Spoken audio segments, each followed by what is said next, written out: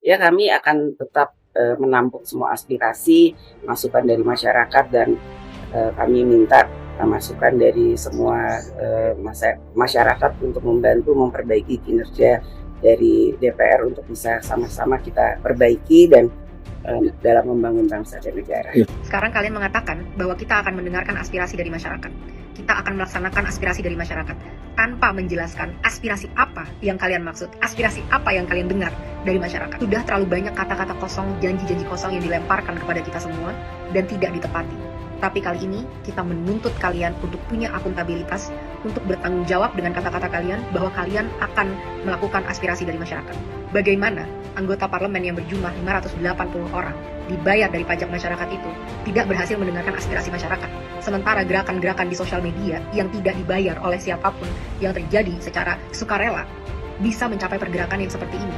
Harusnya kalian semua merasa malu dengan apa yang terjadi di situasi Indonesia saat ini. Akan kita perjelas apa tuntutan kita. Kita mau kalian bertanggung jawab dan bertingkah sesuai dengan apa yang kalian janjikan. Kali ini kalian tidak bisa lari dan tidak bisa berkilah lagi.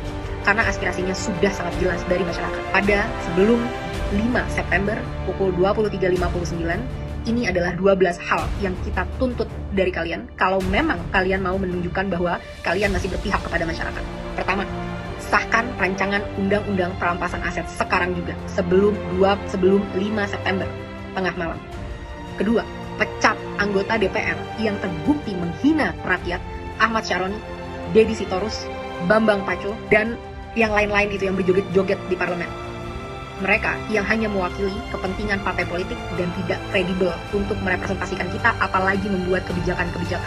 Kita minta KPK, pahlawan kita, untuk segera cek seluruh harta dan aset mereka. Apakah itu didapat dari uang yang benar-benar legal atau ada permainan-permainan dari harta-harta tersebut. Crazy rich itu tidak mungkin bisa sekaya itu tanpa melakukan hal-hal yang tidak dibenarkan secara hukum. 3. Bebaskan pihak-pihak yang kalian tahan karena menyampaikan aspirasinya. Jangan salahkan semua terhadap masyarakat. Kalian juga harus bisa refleksi kenapa masyarakat bisa sampai semarah itu. Karena kalian selama ini sudah benar-benar tuli dan mati empati terhadap aspirasi dari masyarakat. Saat kita mau mendatangi rumah kita sendiri yang kita bayar dan kita bangun dengan hasil keringat sendiri, kita dipertemukan dan dihajar dengan aparat-aparat dan segala peralatan yang dibeli dari hasil pajak rakyat. Bebaskan mereka semua. Mereka hanya mau melakukan aspirasi. 4. Reformasi DPR. Kalau memang kalian tidak mau DPR dibubarkan, maka reformasi habis-habisan bagaimana cara kalian bekerja. 1. Audit secara transparan. Apa isi dari anggaran 9,6 triliun per tahun di tahun ini dan tahun depan? Apa itu? Setiap sennya kita mau tahu dengan jelas. Dan setelahnya, setelah 7 hari, kita mau kalian laporkan penyerapan anggarannya setidaknya setiap bulan kepada rakyat. Kita mau tahu apakah investasi kita itu benar-benar membuktikan dan memberikan kesejahteraan, atau ini semua hanya investasi bodong untuk kepentingan-kepentingan pihak-pihak tertentu. 2. Rampingkan segala anggaran. Tidak ada tunjangan-tunjangan ini, itu, tunjangan beras, dan lain sebagainya. Dan rampingkan jumlah anggota DPR. Bersihkan DPR dari pengkhianat-pengkhianat rakyat. Pengkhianat-pengkhianat bosnya sendiri. Potong semua anggaran yang tidak urgent untuk kesejahteraan masyarakat. Rapat-rapat, kunjungan kerja ke luar negeri, patwal, dan semua itu tidak ada hubungannya dengan kesejahteraan masyarakat. Hentikan budaya gila hormat, karena kalian semua adalah karyawan. Bertingkahlah seperti karyawan. 3. Tolak mantan napi korupsi sebagai anggota DPR ataupun anggota BUMN. Tidak ada lagi penghargaan terhadap pengkhianat bangsa yang merampok kekayaan rakyat. 4. Hapuskan semua perlakuan istimewa yang menciptakan kesenjangan antara rakyat dan parlemen, yang membuat parlemen mati empatinya dan tidak mampu membuat kebijakan yang berpihak kepada rakyat. Contohnya, bayar pajak tidak boleh lagi ditanggung oleh APBN, harus ditanggung oleh individu. Kita tidak mau lagi melihat ada pengawalan khusus terhadap anggota parlemen.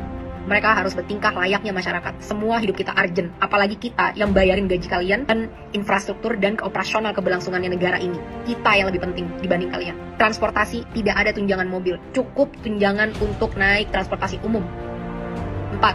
Hapuskan pensiunan seumur hidup bagi para anggota-anggota DPR yang masa kerjanya hanya 1 periode. Kita tidak mau lagi membayari mereka sampai akhir hayat kalau memang mereka tidak mau mengabdi dengan tulus kepada masyarakat.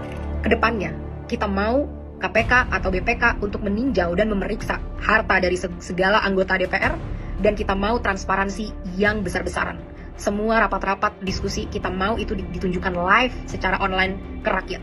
Bahkan kalau bisa, rakyat harus selalu boleh masuk ke gedung DPR untuk mendengarkan dan melihat apa yang karyawannya sedang lakukan.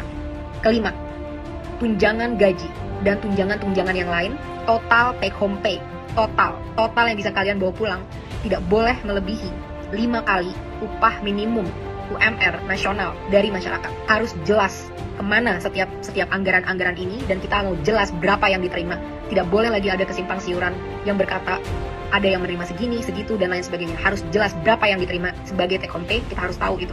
Keenam, tetapkan KPI, Key Performance Indicator, yang terukur bagi anggota DPR sebagai standar kinerja. Berapa RUU yang harus kalian sahkan, berapa RUU prioritas, dan lain sebagainya, harus dengan aturan yang jelas. Kedepannya, evaluasi dan pecat anggota-anggota yang tidak bisa bekerja dengan benar, yang tidak datang saat-saat rapat, yang tidak bisa menghasilkan RUU yang diminta oleh rakyat. Laporkan semua progress, achievement, challenges secara berkala kepada rakyat. Kita berhak tahu apa yang terjadi di dalam ruang DPR. 7. Audit secara menyeluruh terhadap BUMN untuk memastikan profitabilitas. Kalian bisa tahu apa yang kira-kira mau diambil untuk ini, tapi BUMN kita rugi puluhan triliun setiap tahun, satu BUMN. Saat banyak BUMN-nya berapa ratus triliun yang dirugikan oleh BUMN ini.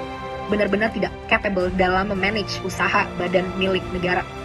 Karena komisarisnya hanyalah untuk tukar-tukaran kursi, negosiasi, kekuasaan dari partai politik, tapi bukan diisi oleh orang-orang yang kredibel di bidangnya. 8. Batalkan rencana kenaikan pajak yang sudah sangat memberatkan masyarakat, termasuk rencana kenaikan BPJS kepada masyarakat. Berhenti mencekik dan memeras kita. Saatnya kalian bekerja. 9. Adili pembunuh pahlawan kita, Afan, seberat-beratnya. Aparat harus tahu konsekuensi apabila mereka menggunakan power di jalan yang salah. Negara harus menanggung dampak dari semua ini, karena semua ini terjadi karena kegagalan kalian menanggung keluarga dari Afan.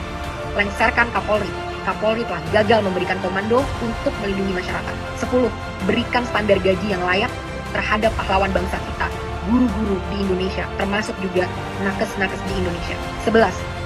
Reformasi kinerja kepolisian habis-habisan.